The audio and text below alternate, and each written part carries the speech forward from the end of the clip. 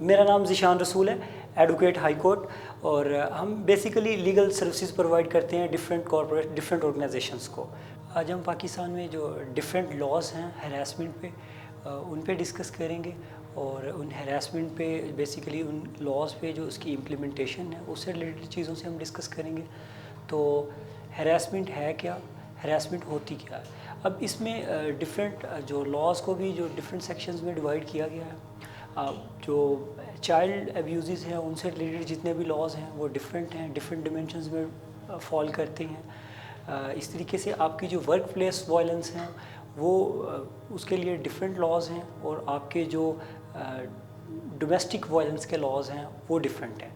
अब step by step हम इनको एनालाइज करेंगे और इनकी इम्प्लीमेंटेशंस के अकॉर्डिंगली हम जो है वो आज डिस्कशन करेंगे। तो सबसे पहले जब हम चाइल्ड अब्यूज़ पे बात करते हैं तो चाइल्ड अब्यूज़ में हमारे पास डिफरेंट लॉज एग्जिस्ट करते हैं। जैसे हमारे यहाँ जो सबसे मेन इशू है वो है चाइल्ड मैरिजेस का। तो चाइल्ड मैरिजेस रिस्ट्रेन एक एक्ट है। तो वो जो चाइल्ड अब्यूज़ बेसिकली पाकिस्तान की सोसाइटी में जो एक एवरेज एज है उससे अगर बिलो अगर आप किसी बच्चे की शादी करते हैं तो उस पर डिफरेंट जो है वो सज़ाएँ हैं। इस तरीके से डोमेस्टिक वायलेंस से रिलेटेड लॉज हैं जो आपके घरों में जो वायलेंस होता है, डोमेस्टिक वायलेंस है। अब ये वायलेंस जो है वो औरतों के साथ तो होता ही होता है, लेकिन उसके साथ समटाइम जो है वो मर्दों के साथ भी होता है। तो हम बेसिकली हमारे जो लॉज हैं वो किसको किस तरीके से प्रोटेक्ट कर रहे हैं, हम उन सारी चीज़ों पर डिस्कस करेंगे।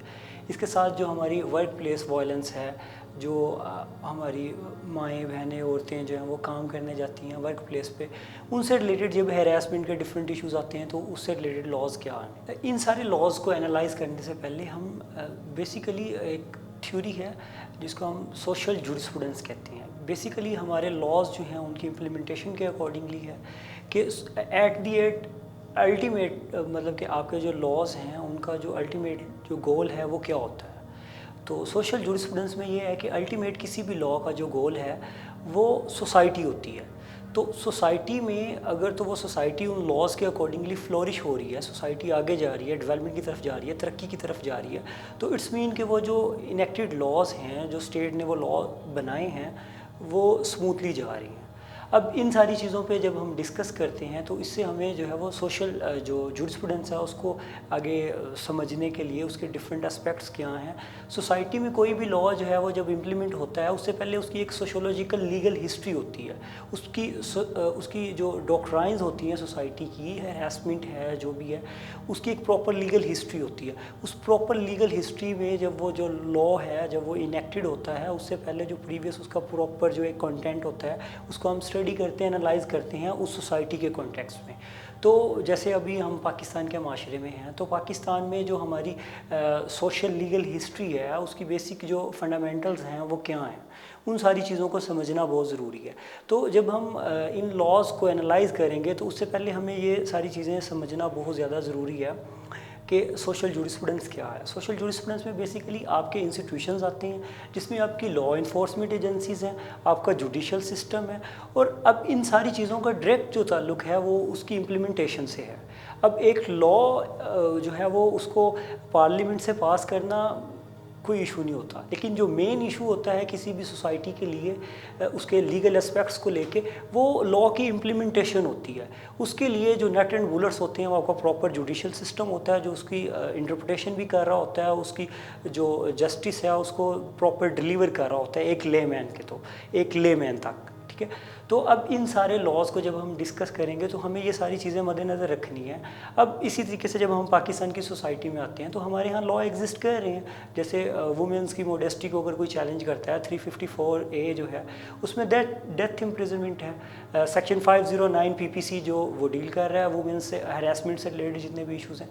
अब लेकिन इसको जब हम एनालाइज करते हैं लॉ तो एग्जिस्ट कर रहे हैं लेकिन सोसाइटी में जो एक गैप है, लोग जो है वो रिपोर्ट्स क्यों नहीं करवा रहे, लोग जो है वो उस साइड पे आ क्यों नहीं रहे। जैसे protection against women harassment work place का एक एक्ट है 2010 का।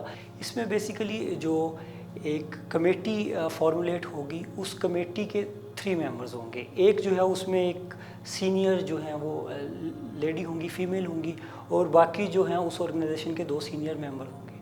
अब इसमें जो लॉ है वो ये है कि जो कमेटी है, जो जो भी एप्लीकेंट है और जो हरास करने वाला है उसके अगेंस्ट जो ये कमेटी फॉर्मुलेट होगी, और ये कमेटी जो है वो डायरेक्ट एविडेंस कलेक्ट करेगी और एविडेंस कलेक्ट करने के बाद डिफरेंट जो है वो पनिशमेंट्स देगी।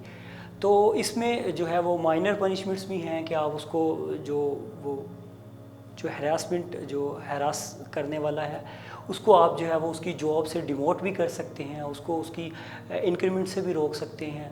ये कुछ माइनर्स ही हैं। उसकी डिसमिस फ्रॉम सर्विस है, उसको आप जो है वो टर्मिनेट कर सकते हैं। तो अल्टीमेटली जो है वो उसको डिसमिसल फ्रॉम सर्विस भी है। डिसमिसल फ्रॉम सर्विस में ये है कि वो उसको आपने जो है वो उसका सर्विसेज की जो साइड है वो जो अपनी उसने सोसाइटी में परफॉर्म करने वाली अपनी सर्विसेज प्रोवाइड करनी थी कहीं, उसको आप किल कर देते हो कि अब ये सोसाइटी में आगे जो है वो परफॉर्म कहीं नहीं कर सकेगा। तो डिसमिस फ्रॉम सर्विस, इवन कि ये एक डेथ पेनल्टी होती है सर्विसेज लॉ में। तो ये लॉ आपको मतलब कि इस लेवल तक रिसेंटली एक जजमेंट है 2019 की जस्टिस जवाद हसन साहब की, तो उसमें भी जो एक लाहौर यूनिवर्सिटी का केस था उसमें डिसमिस फ्रॉम सर्विस किया गया एक असिस्टेंट प्रोफेसर को। इवन कि उसकी पीएचडी की जो एक डिग्री है उसको कैंसिल किया गया क्योंकि वो उधर से पीएचडी कर रहे थे। तो लॉज अब जैसा कि हम पहले भी बात कर रहे थे, लॉ जो हैं वो एग्जिस्ट कर रहे हैं सोसाइटी में, लेकिन क्योंकि हमारा इधर टॉपिक ये है कि उन लॉज की इम्प्लीमेंटेशन किस वजह से और किस साइड पे रुकी हुई है, उसमें सोसाइटी ने किस तरीके से कंट्रीब्यूट करना है, सोसाइटी की नॉर्म्स एंड वैल्यूज़ को जो है वो मद्देनज़र रख के लॉज बनाए जा रहे हैं या बिल्कुल बंद कमरों में बैठ के लॉज बनाए जा रहे हैं।